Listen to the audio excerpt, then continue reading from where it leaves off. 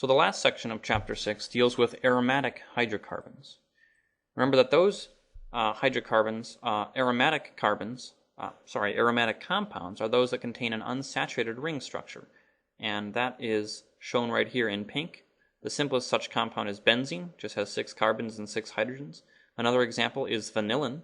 It has 6 carbons in this ring, and it has a number of substituents. We'll talk about these functional groups in Chapter 7.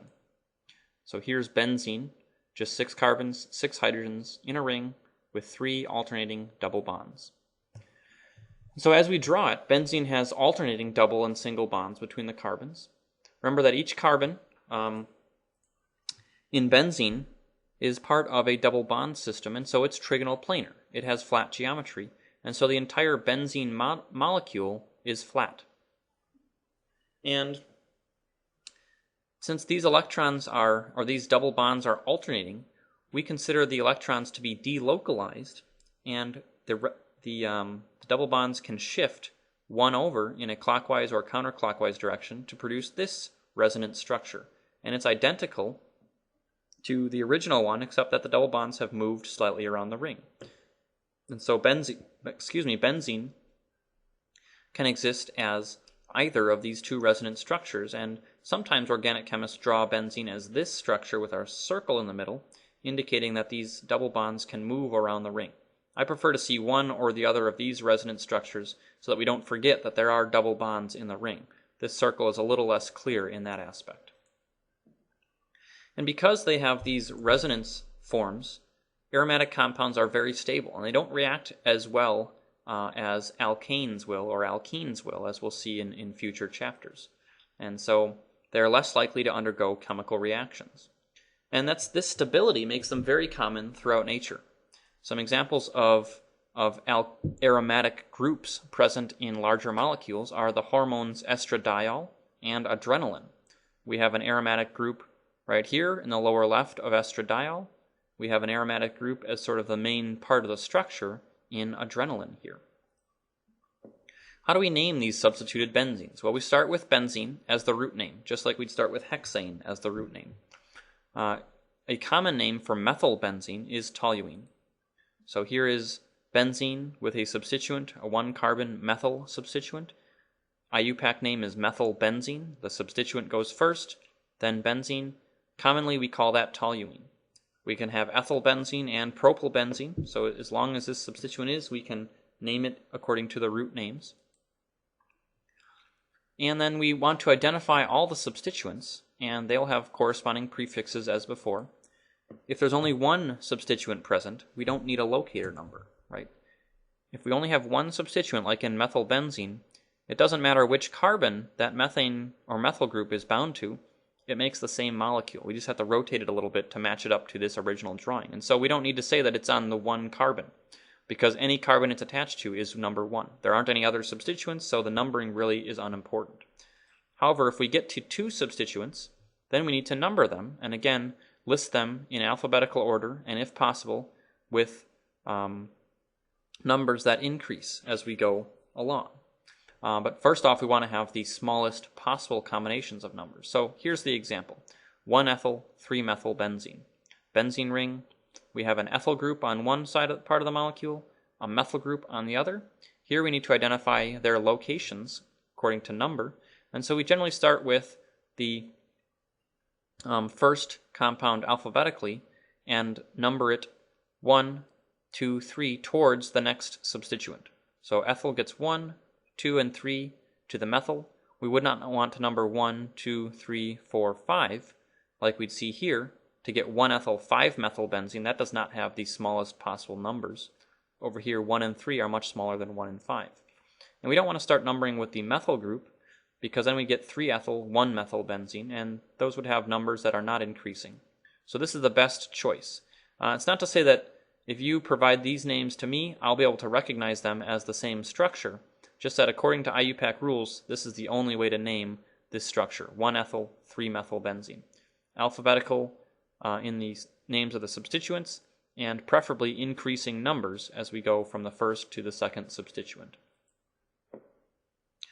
If we have a disubstituted benzene, these are structural isomers of dimethylbenzene. Each of them have different chemical and physical properties. We could have 1,2-dimethylbenzene, 1,3-dimethylbenzene, or 1,4-dimethylbenzene. And so you can see how these are all different isomers because we've moved this second methyl group to the third carbon and to the fourth carbon. So we've broken bonds and reformed bonds. And so they are structural isomers because we've moved carbons around. Other examples of aromatic compounds, here is acetaminophen. That's a pain reliever in Tylenol. It has a benzene ring that's substituted in a 1,4 pattern. Here's ibuprofen, present in Advil. It also has a 1,4 substitution pattern on its benzene ring, but we have different substituents here. Here's an OH group, here's a nitrogen and a carbon. This just has hydrocarbons on one side and mostly hydrocarbons on the other side of ibuprofen. Aspirin is another type of pain reliever. It has a 1,2 relationship on its substituents of the benzene ring. So let's provide IUPAC names for the following substituted aromatic compounds. So part A here, we have our benzene ring. We have two substituents, a 4-carbon substituent and a 1-carbon substituent. So we have benzene as our root. This is for A. We have a butyl group, right? Butane turns into butyl, and we have a methyl group.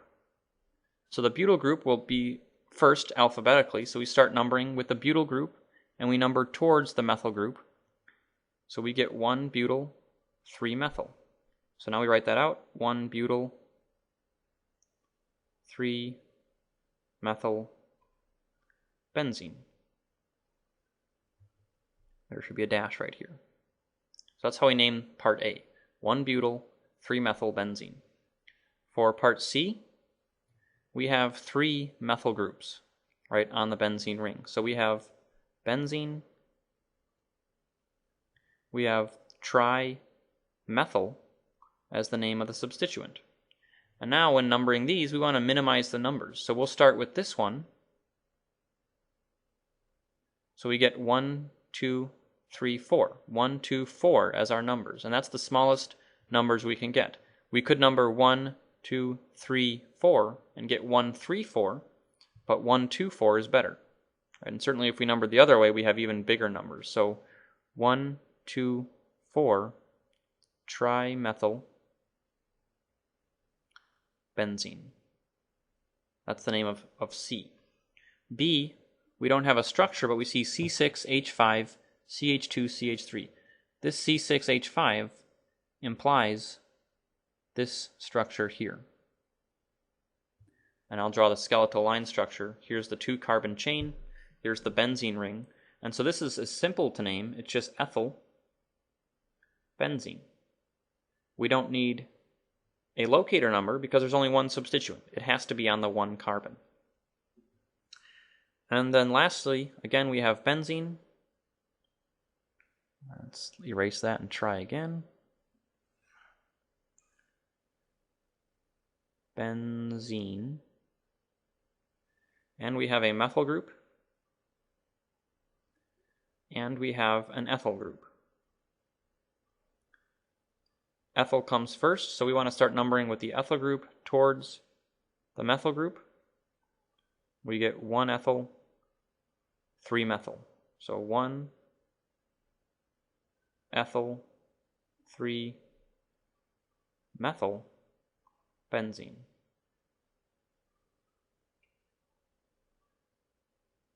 And that's how we name these substituted benzene rings. Next question. Provide structures for the following compounds. So here we have 1,4-diethylbenzene. We want to start with a benzene ring. We have 2 ethyl groups, so we can put them anywhere we want.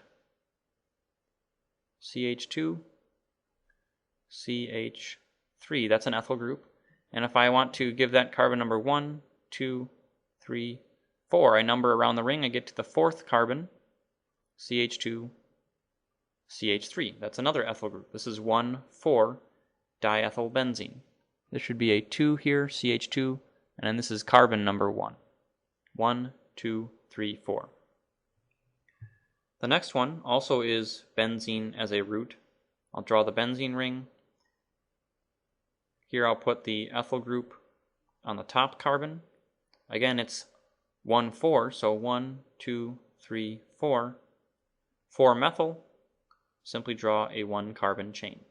1-ethyl, 4-methyl, benzene.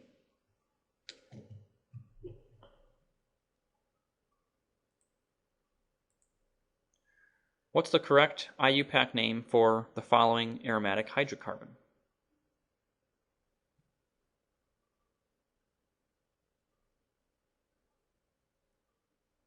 And so it might help if we numbered this one and thought more about it. So let's bring up a clean sheet of paper here. I'll redraw it.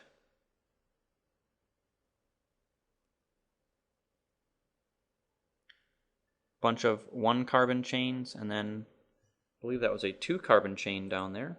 Yes. So we have trimethyl, because there are 3 methyl groups, 1, 2, 3, and we have ethyl.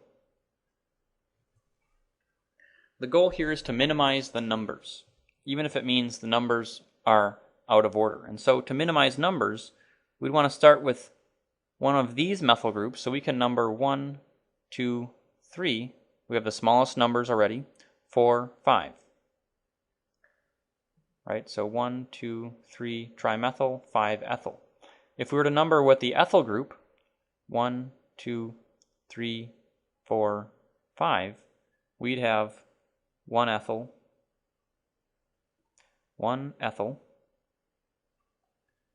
3, 4, 5 trimethyl. And so in this case, instead of a 2, we have a 4. Right here we have 1, 2, 3. Here we have 3, 4, 5. So the difference in all 4 of these numbers is that these numbers contain a 4, these numbers contain a 2. So these are better. These numbers are too big.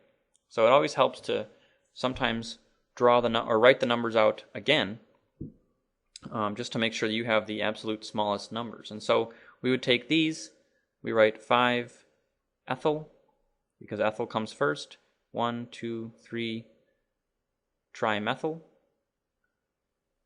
benzene. So 5 ethyl, 1, 2, 3 trimethyl benzene is the best choice here. And we have that for answer B. This has the smallest possible numbers. Here we have 1, 3, 4, 5, 1, 2, 3, 5. And here we have 1, 2, 4, and 6. Those are much larger numbers. So cholesterol is an important biological molecule. It's used in cell membranes for making bile, vitamin D, and the steroid hormones. It's found in animal products, but not in plant products. And it's made by our liver. And an important property is that it's insoluble in water. And we can observe the structure here. It's mostly a hydrocarbon. It has a small OH group here, but there's a ton of carbons and a ton of hydrogens, and that makes it insoluble in water. It's a nonpolar molecule.